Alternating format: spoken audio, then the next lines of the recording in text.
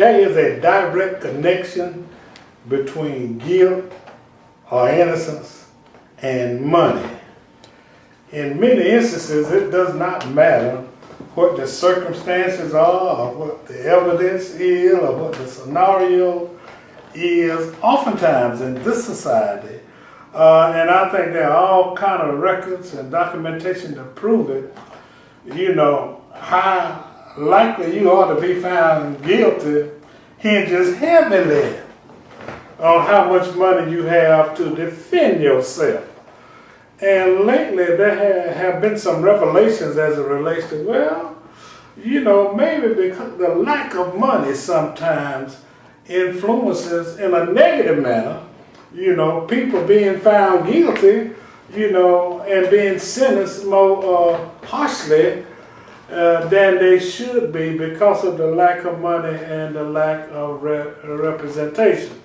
This is a call to action. A call to action. I'm your host, Alex Habersham. Sometimes we're found guilty or we're put in situations that are extreme because we commit infractions or what have you, or are accused of infraction, which sometimes we did and sometimes we did not do. But because of the lack of the kind of resources that would give us the proper kind of representation, then too often, too many people, too many times are found guilty of too many crimes and are punished too harshly for crimes that they either did commit, did not commit, or did commit, and it was not to the magnitude of the sentence. So I'm more than a little happy today to have a friend of mine and a former mayor, the Honorable Lee Robinson,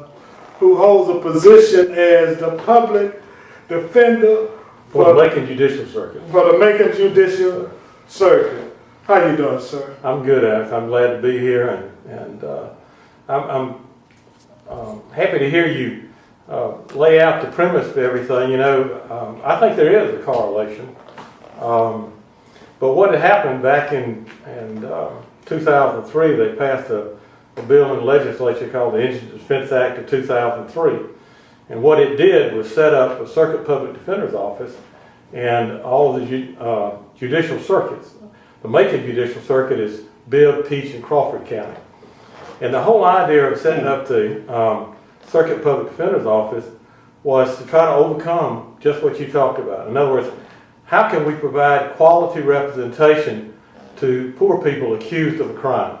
And so I spent the last 10 years standing up that office and moving hard to, and not fast, but moving hard to establish an office that has a great reputation, provides quality criminal defense for people that can't afford a lawyer. We have a lot of burdens. We have one of the problems you have with even a public defender system is that we talk to someone within 72 hours of their arrest. But you see, poor folks can't lawyer up prior to arrest. So we don't ever get to talk to them until they're arrested. We send our person down, our intake team down. They talk to them, we assign them a lawyer, and we've got some really quality attorneys in our office. So we'll put a really skilled attorney on that case, but meanwhile, we're handling anywhere from 3,800 to 4,000 felony cases a year. So my lawyers will have anywhere from 200 to cases up. So while I have that quality attorney, there's a time period where those people actually languish while they're trying to figure out, well, how are we working on our cases? And so, and what's happening to me? I use law clerks. I was just blessed to have Mercer want to set up a criminal defense clinic. At the same time, I wanted to set up a criminal defense clinic, and now I have 8 third years, and they're qualified and authorized to practice law in superior court. So I send them in there and I have them talk with the clients and try to tell them, well, the reason we haven't got you're not hearing about your lawyer is he's getting prepared for trial for these other 12 cases he got on the calendar. and they're getting ready to go to trial. So we try to do all that, but what is really missing in this is we need to intervene early. And so what I've done, Alex, is said, okay, I've got as good a system as I think I can put together to deal with from arrest to trial. The way I lower my caseload is to put an early intervention team. I'm calling it, I've kind of changed the names to make it more descriptive. I'm now calling it the recidivism reduction team. And what it is, it's a team, just like my other teams. I have a team dealing with felonies, I have a team dealing with mental health, I have a team dealing with juvenile, I have a team dealing with property crime, I have a team dealing with narcotics. This is another team that is going to focus on alternatives to incarceration. It's on focus on early intervention so that we can, when that case hits the system, the criminal justice system, when that person gets arrested, immediately we try to say, okay, is this the case that we can resolve early? Dismiss it because there's no real evidence involved, or plea it to something that will allow the person to maybe put him in a program we call a behavior modification program, so that we can say, okay, what we're going to do is if you complete this program, it can be something as simple as a program to teach them not to shoplift. You know, we know there's some psychological elements to shoplifting, so if we can get in and change that behavior, we can maybe eliminate that behavior, change it, modify it, take them and put them on a program that will help them get a job, will help them overcome barriers that cause them to do that crime to start off with. So there are ways to handle cases besides putting people in prison. Let me tell you a shocking statistic. I don't know other way to say it.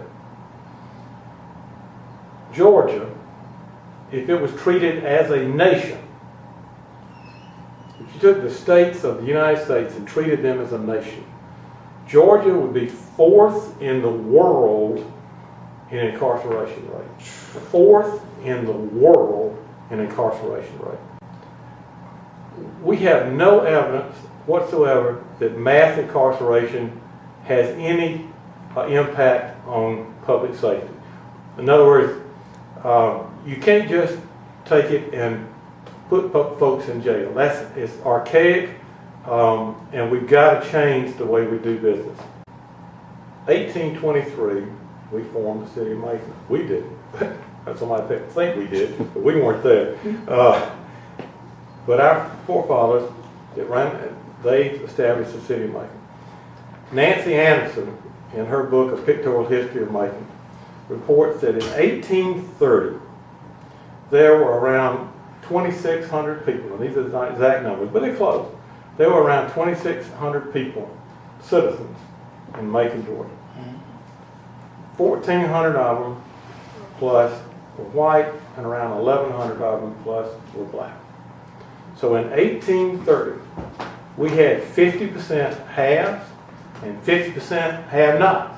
I think you can generally consensus. I mean, will you agree that's probably what that was?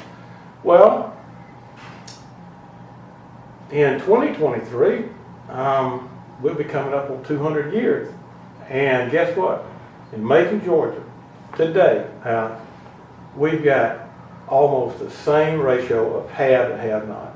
The good news is we've changed the economic racial balance, and we changed the complexion of all that so that we have a lot of folks that are black that are haves, and you know, and we have, sadly, we have white folks that are have not. So we've changed that, but what we have not changed is the structure that says that we got half-haves and half-have-nots in Macon.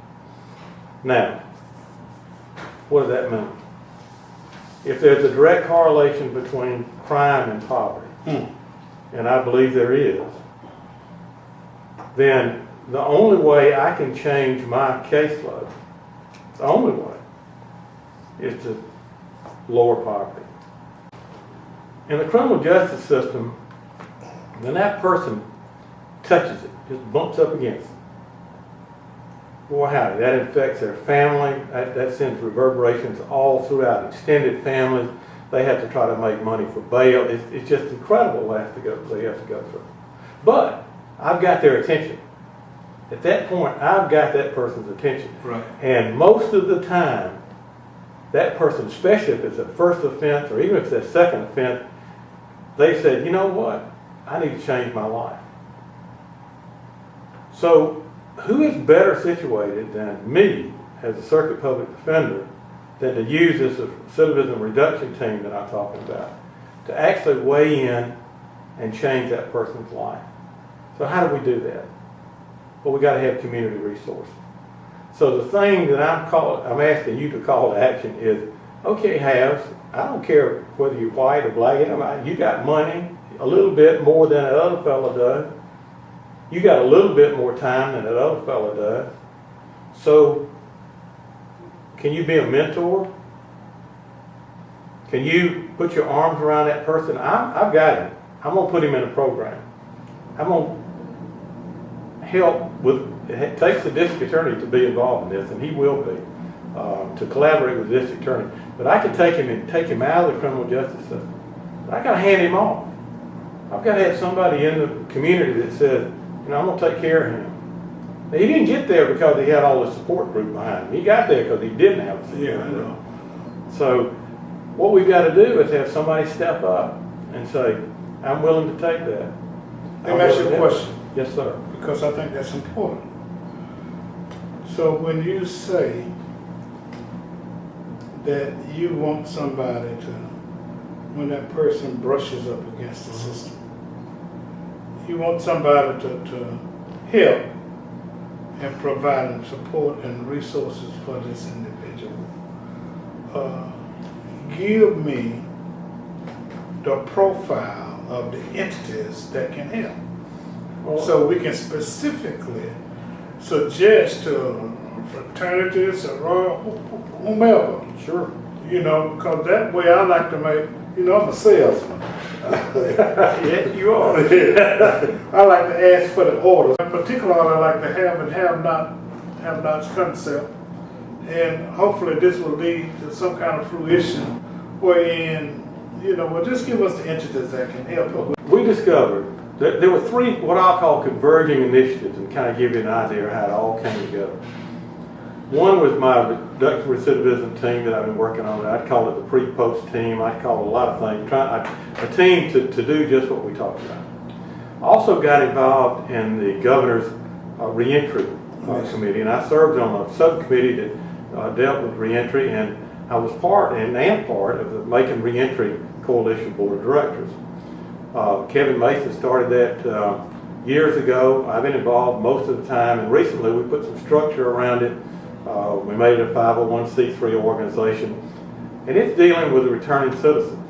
And then the governor, through his initiative, set up the governor's office of transition support and reentry. We call it GOTSR.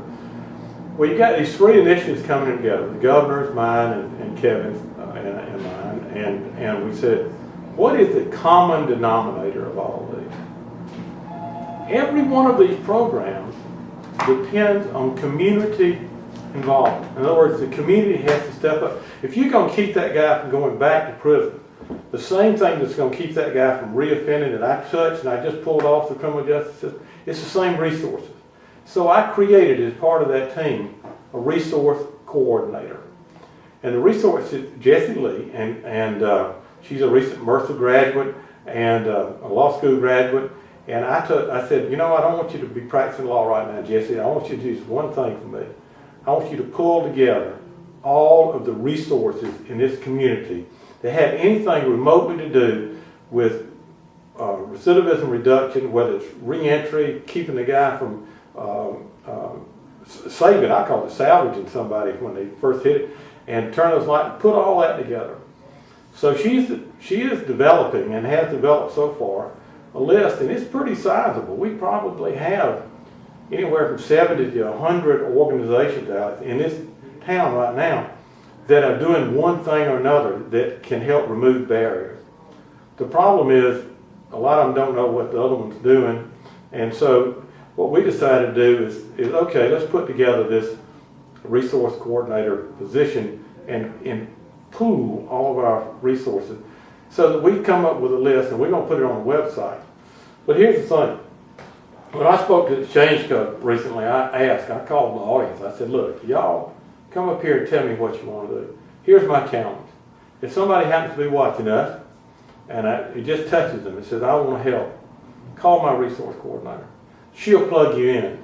If you're an organization that's maybe doing something that we don't know about, maybe you can help some way, and this is really something you want to take on, call my resource coordinator. Attention Central Georgia, it's that time again for the publication of the new 2015-16 Macon Middle Georgia Black Page. So you want to be a part of it because the theme is Make More Green in 2015. Call today, 478-464-0074, and find out how we can help you make more green in 2015.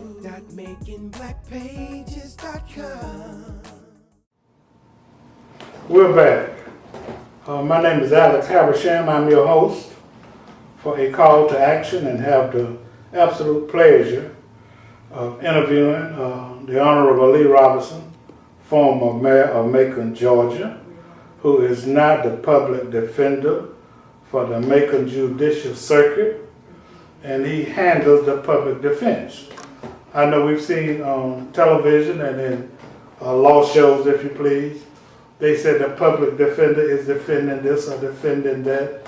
So there's that entity in our community, public defender. However, let me hasten to say, though sometimes the public defender officers throughout the country seem to have a bad connotation, I think it's evidence from this interview today that we've got a very, very conscientious public defender who's initiating programs and activities to see to it that people who in fact have a brush with crime, because watch me, everybody is innocent until proven guilty. So I think it's important that even the people who can't buy that innocence, have an opportunity to have their day in court and get good representation. So I want to shake your hand and thank you. Thank you. And thank you for that initiative. So talk a little bit about the function of the public defender's office in those areas that you defend people. Then let's get back into the nuts and bolts of the resources that are needed and how these resources can help. Well, you could divide that into statutory obligations that I have and to what I'm trying to do now, which is within the broad scope of the statute, but it's initiative, it's kind of innovative, it's kind of out there. Well, it seems to me that it's beyond the call to duty. And we're trying to duplicate, if I can get this up, we're going to try to duplicate it in 4 other public defender offices throughout the states. So I want this not only to be my initiative, I want this to be a statewide initiative. Statutory requirements, I have 19 attorneys that work for me. They're excellent attorneys. I have paralegals that are assigned to each one of those teams. Each one of my teams is a senior lawyer and 2 or 3 lawyers that may be what we call assistant public defender 1, 2, or 3, different levels of experience. And I have investigators. I have my own set of investigators so that we don't depend necessarily on discovery, you've heard that term, where we just kind of wait. Oftentimes we will investigate the case before the actual DA ever investigates the case. I have excellent investigators. They are all former Macon police officers. So I've got a great team, I think. We have a challenge with volume. There's no question about that. And that's what that really, but out of that challenge, out of that need came this desire to say, how do I overcome that? If I just keep adding lawyers, I'm learning just like this. But if you imagine, it's kind of hard to do, but imagine a funnel. And back here are all these cases coming into this funnel, and here's the neck of the funnel. Now that neck is defined, that circumference of that neck is defined by the number of court days we got, the number of courts we got, the number of judges we got, the number of assistant district attorney we have, the number of assistant public defenders. It's not going to change. And so right here, it bothers. And back here, back up all the cases. So it occurred to me, well, why don't I work back here? So the recidivism reduction team is working back here. If we do early intervention, we can pull these cases out. We can send this person to alternative court.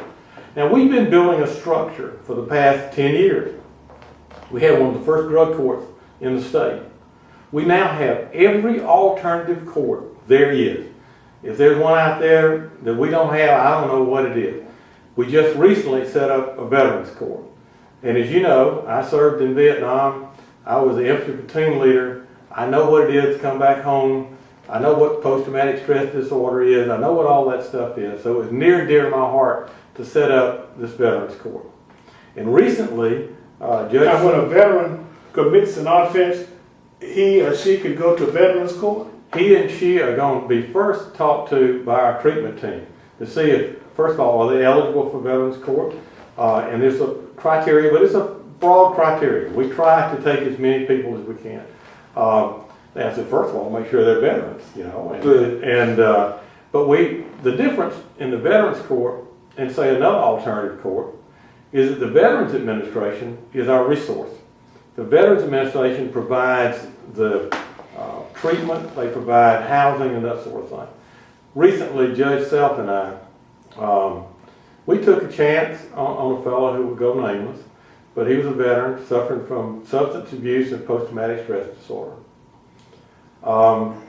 It probably would have been the case, it wouldn't be in some veteran courts a little different now. We try to take as many as we could. This case might not even made it to some veteran court, but Judge Self and Judge Sims and I and the district attorney, David Cook, said, you know what? We're going to take a chance. And at our last veterans court, he came back in and told his success story. And I want you to know that made my day. All the work we put into it, everything, it was done right then. He had overcome substance abuse. He was actually going to be a counselor. We found a place down in South Georgia you could go to rehabilitate. So it's those success stories, as they keep you going. Now, what about those other courts? Well, we want to get them in before. Well, sure. We established a mental health court. When I first set up the Circuit Public Defender's office, I set up a mental health division. And the idea was, I knew we were going to have those kinds of cases because when I was in private practice, I took those cases. And under the old system, where they would just assign cases to lawyers that would take them. So I took them. And I said, we've got to have a mental health court. We established a mental health court. It's similar to any other alternative court in that if a person has a mental health issue, first of all, we determine what that is, and the treatment team decides what treatment. I've been to those, I've been to 3 or 4 of those graduations where people come in and they've overcome those demons they've got, you know, and they're fighting, and through help. And so, once again, you got a success. But we also we're setting up a juvenile mental health court. We've got that just in the embryonic stage, but it's going. But there are domestic violence court so that we can get inside that issue. The problem-solving court gets inside the issue of paying child support and that sort of thing. So we've got these courts that are set up, and they're all alternatives to incarceration. In other words, one of the reasons they call alternative courts. You send them there, and then they try to resolve the case on something besides putting somebody in jail.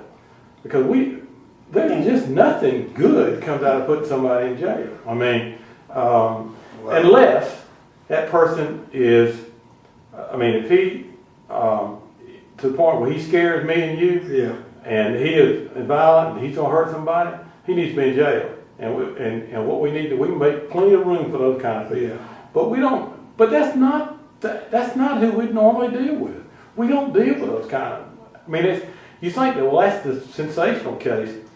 It's really not. We have those, but if you peel back the onion a little bit, even some of those that first appear that way are not really that way. Right. You may have somebody charged with 3 counts of aggravated assault, and it turns out, no, it's not really that, right. And we can say that.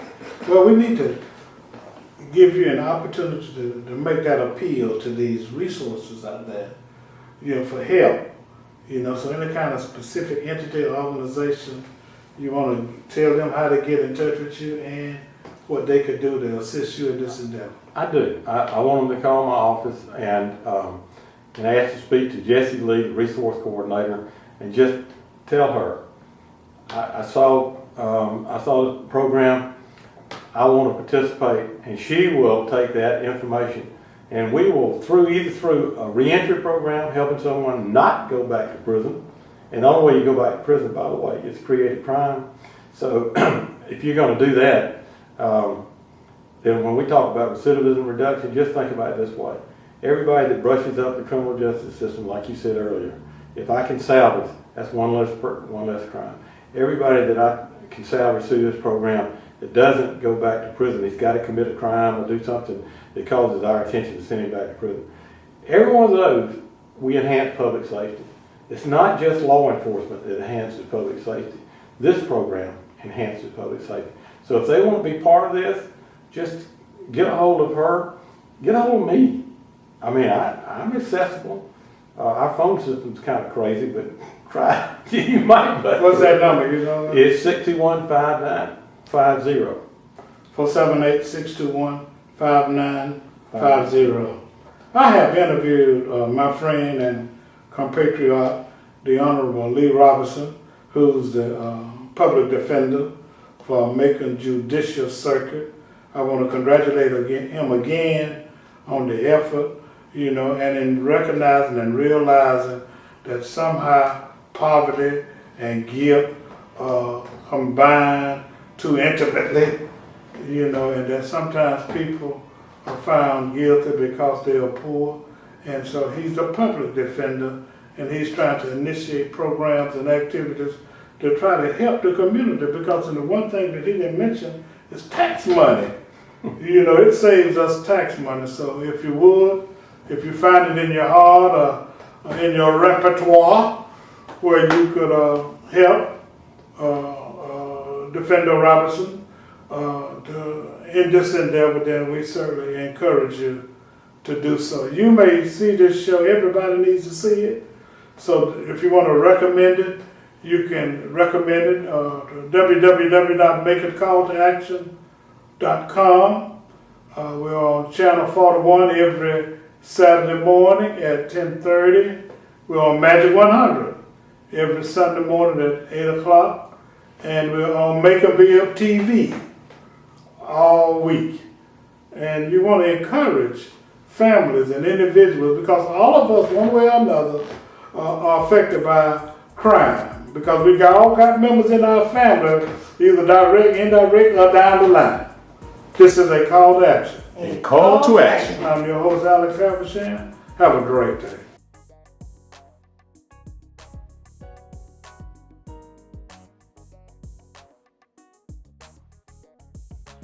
www.makingblackpages.com